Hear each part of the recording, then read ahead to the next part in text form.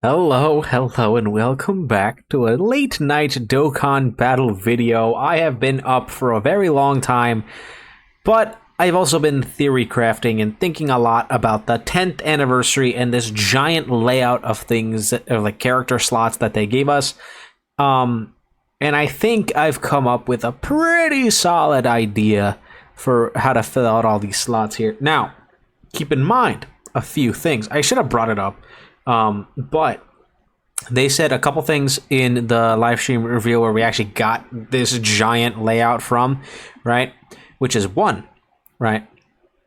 The Dokkan festivals are miraculous power born from the strongest duo, i.e. fusions, right? We'll get to that later. And then the two carnivals for both parts are going to be friend or family and rivals, right? That is what we know. So I based a lot of what we do know off of that, and then off of what typically happens during anniversaries and what kind of characters tend to EZA, blah, blah, blah, right? But then I also wanted to think about the fact that the theme of the 10th anniversary is basically just like the entirety of Dragon Ball. So when I was thinking about how to do this, I was really thinking about how do we represent as many different arcs of Dragon Ball as humanly possible. So that's what I tried to do. Right.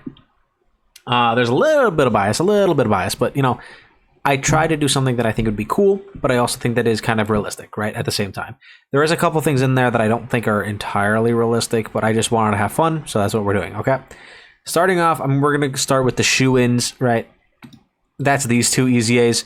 Now, I should have color coded these, right? Which we're gonna do that now. Right? I don't know. I didn't do that. I did it before, and then I had to restart the whole thing, but it is what it is. Anyway, so yeah, we'll do it like that.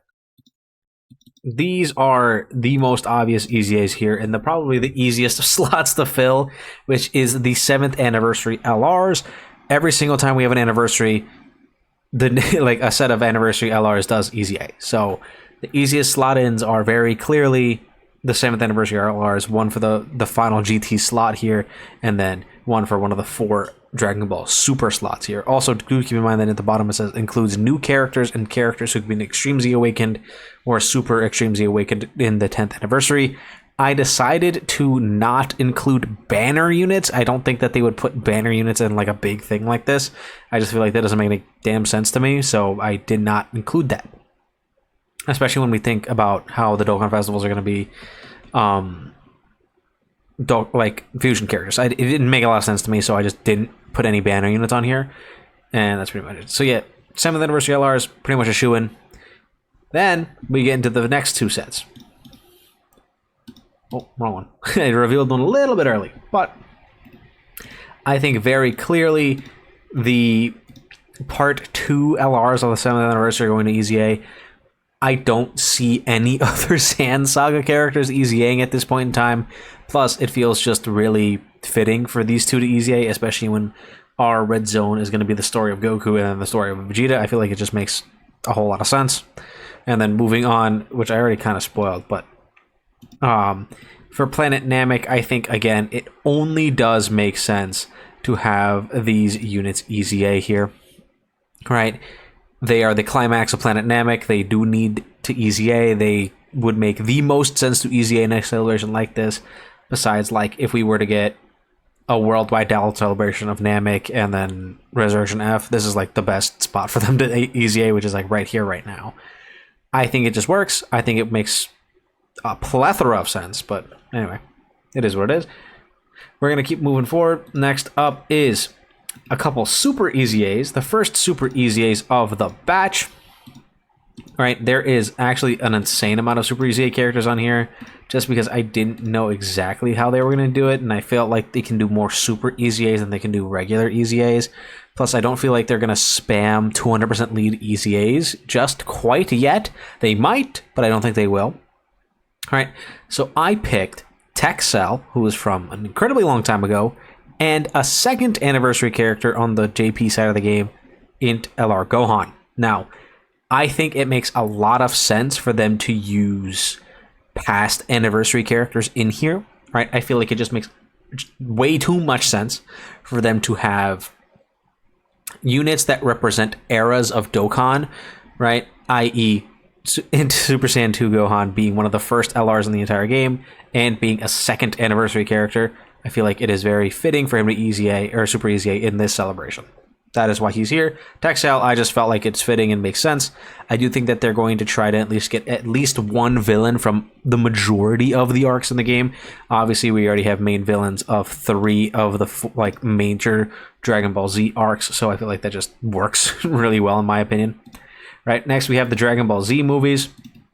Now, obviously, because we know that we're going to be getting fusions as our Dokkan Fests, right? And clearly it's not Super Saiyan 4 Gogeta, and it's not going to be Blue Gogeta, and I highly doubt it's going to be Vegito Blue. It only really makes sense for it to be Super Gogeta. And now you could say that these 2 slots will be Janemba and Pikkon, which would make a lot of sense. However, again, these are first anniversary characters. This is the best time for them to Super EZA. Not only is it anniversary themed, they want to do all of Dragon Ball. We're getting a Dokkan Fest in relation to their movie. It just makes so much sense for them to Super EZA here as like a celebration of Dokkan history for them to Super EZA here. It just makes way too much sense in my mind. I could be wrong. It could be Pikkon and Janemba. It could be an entirely different movie. Who knows, right? It could be banner units. I doubt it, but it could be, right? But that's just my personal opinion, is where I think the first anniversary characters are going to be Super EZAing at some point during this anniversary. I just could see it happening, and I would not be shocked at all.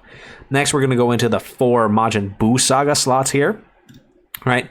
This first one I need to explain a little bit. The other 3 are Super EZAs that I feel like I don't really need to explain. These are just some of the oldest Majin Buu Saga characters, and then a single free-to-play Majin Buu Saga character. Now, this character right here, right? I believe that our free-to-play LR, keep that in mind, is going to be End of Z Goku and Oob. Typically, when it comes to the free-to-play LRs, they like to do characters that do not already exist, right? Or characters that don't, or like have new names, right? That is what they typically tend to do. And because there's so many Majin Buu Saga slots, I think it makes sense to give one of those to the Majin Buu Saga as the free-to-play LR, right? Now, I don't know what they're going to do for End of Z Goku and Oob.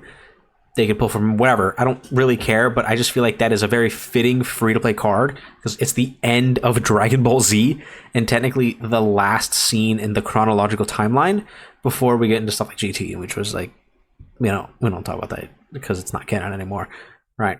But I feel like that makes a lot of sense for them to do some sort of free card to be like, hey, there is the end of the series in our massive 10th anniversary celebration of all things Dragon Ball. Let everybody have it. It makes a lot of sense to me. I don't see why they wouldn't. They could obviously do something random and it makes absolutely no sense. But that's just my personal opinion. Right, remember, this is my thoughts and speculation. Not anybody else's.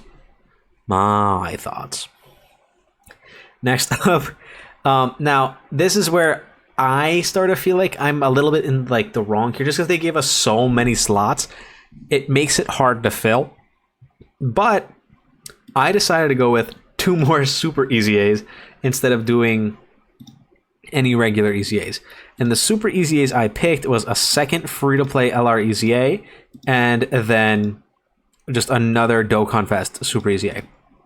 Now, the reason I picked these 2 characters specifically, 1, they make it so that it works really, really well with this 4-team core, right? If this is your core of characters, that just works really well. Then I wanted to make sure that we have the majority of arcs represented. I highly doubt they're going to stay within the Tournament of Power, right? And they just do only Tournament of Power. I feel like that'd be really, really lame.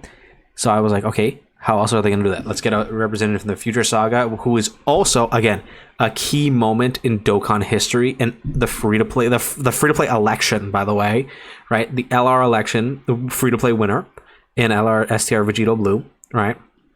Plus another fusion, right? Because why not make it cool, right?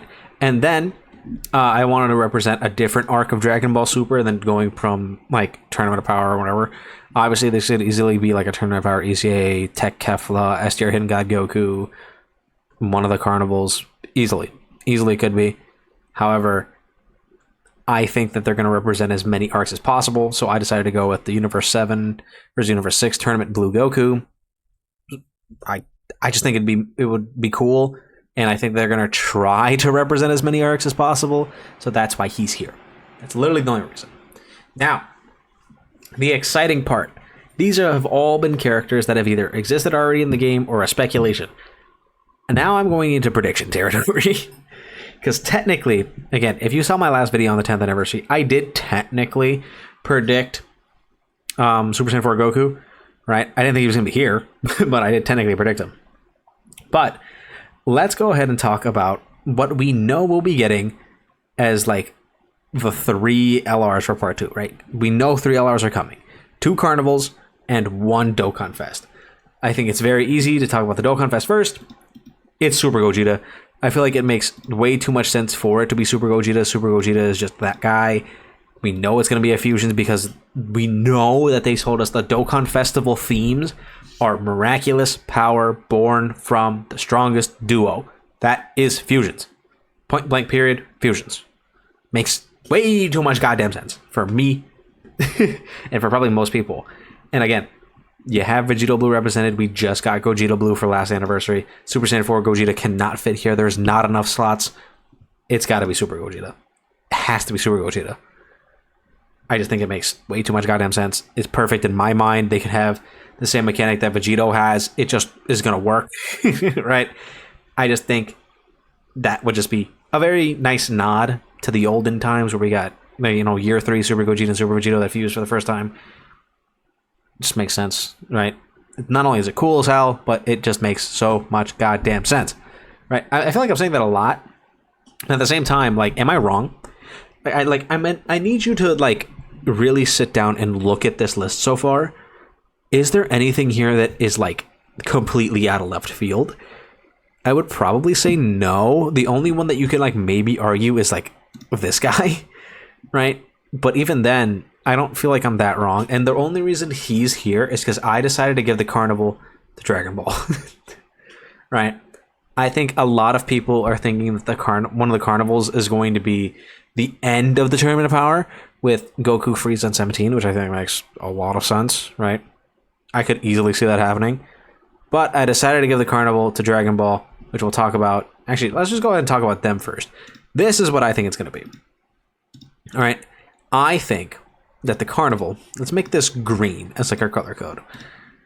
Right? I think one of the carnivals is going to be Tien that switches out or revives or does exchanges into Kid Goku.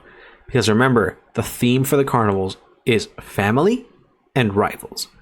Back in Dragon Ball, these two were rivals. This was fresh out of the World Tournament where Tien beat Goku, and then up until this point, not only did Tien think that Goku was dead, right? But they were also still competitively rivals. They weren't mean to each other anymore. They had grown to be friends, but they were in the same vein that Goku and Vegeta were, where they weren't exactly completely buddy-buddy. They respected each other, but they were still competitive against each other.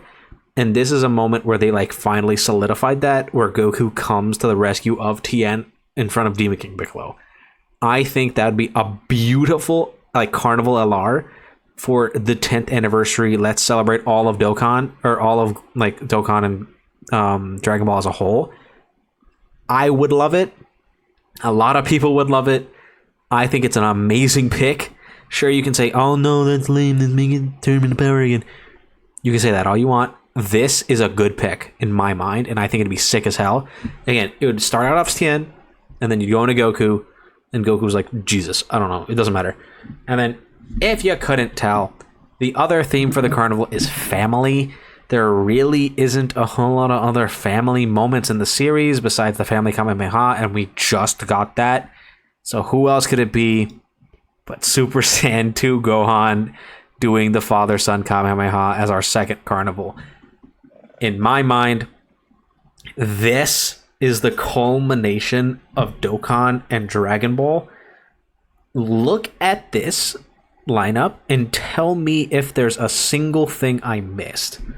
I have End of Z, I have some of the best moments from the Majin Buu saga. We have the Sand saga climax, the Namek saga climax.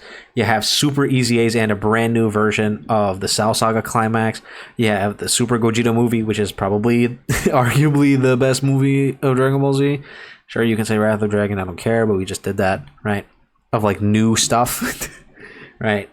You have the 7th anniversary LRs that are very clearly going to EZA. You have representations from the future Trunks saga and Super. You got the Universe 6vs7 tournament. The only thing that we don't have here is Battle of Gods, really, and Resurrection F. Those aren't represented here because there's just clearly not enough slots on the table to represent every single arc. It's just not humanly possible because of how many they gave to Majin Buu saga, right? And then we have a Carnival LR for Dragon Ball, which I feel like is very fitting and deserved. After 10 years, they deserve a premium LR, in my opinion. So I think that this damn near encompasses as much as possible while still trying to stay within the grounds of realistic. Right, there are some things that are kind of out there, again, like the Carnival LR for Dragon Ball. It's what I would like, but I highly doubt it's going to happen. Plus, if you're going to give us Carnival LRTN, the best person to pair him next to is Super Saiyan 2 Gohan or like Gogeta, right? That is the best way to ensure that they sell, in my personal opinion. So, anyway, there is my prediction for the entire 10th anniversary roadmap. Do let me know what you guys think, who you think is going to be coming for part 2 specifically, who your Dokkan Fest and 2 Carnivals are. I would love to hear it. Tell me I'm stupid in the comments if you really want to, but this is just my idea. Again, feel free to share with me your ideas in the comments down below. Don't forget to like and subscribe, and I'll see you guys all in the next one. Bye-bye.